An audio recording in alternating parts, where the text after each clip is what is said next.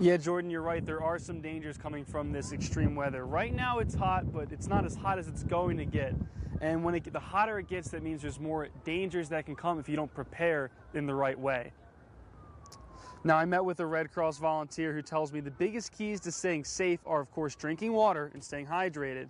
She recommends wearing loose clothing and avoiding exercise in the hottest parts of the day. If you have air conditioning, try to stay inside. But if not, find a public building like a library or a cooling shelter that does. For pets and children, make sure to never leave them in the car and keep them sheltered from the sun. And for your family and friends, well, she says it's pretty simple. Check in. Yeah, check in on your family and friends. If you know that there's somebody who is elderly or disabled or has physical issues, call them or go over there and check in on them and make sure that they're holding up well. If not, you can do the same things for them that you're doing for yourself. All of that safety information and more can be found later tonight on our website at ktvz.com. And now, heat safety is important for everyone, but it's especially important for those working outside or inside in a food truck. I'm told food trucks can be 10 to 20 degrees hotter than the outside temperature. And I spoke with one food truck owner who says it's getting pretty tough. Jackson HIGDON is the owner and chef at Lucky's WOODSMAN at Silver Moon Brewing. He says he tried for months to get air conditioning installed in his truck, but it hasn't panned out. Instead, he has one air conditioning unit and a series of fans to create what he calls a wind tunnel.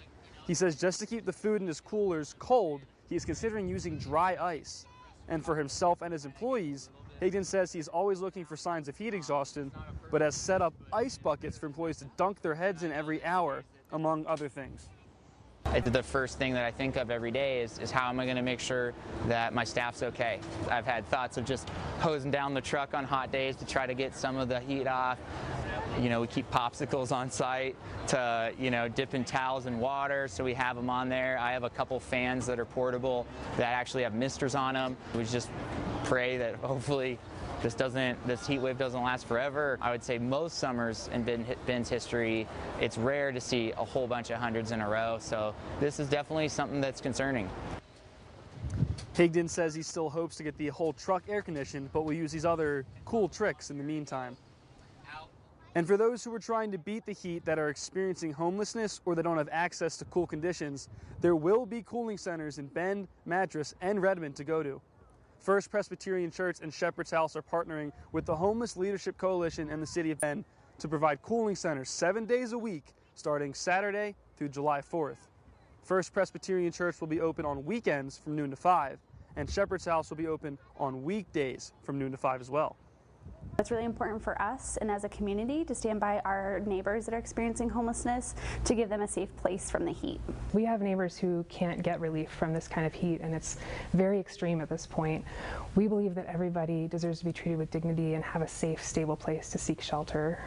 That goes beyond partisan politics, that goes beyond our religious affiliation, and at First Presbyterian we want to be a safe place for those folks to find refuge. These organizations are working closely with the houseless community, but the cooling centers are open to everyone. And the biggest thing I got from all of these people, all these stories, is that just check in on the people around you, and most importantly for you and your loved ones, stay hydrated and drink water. Lee, back to you.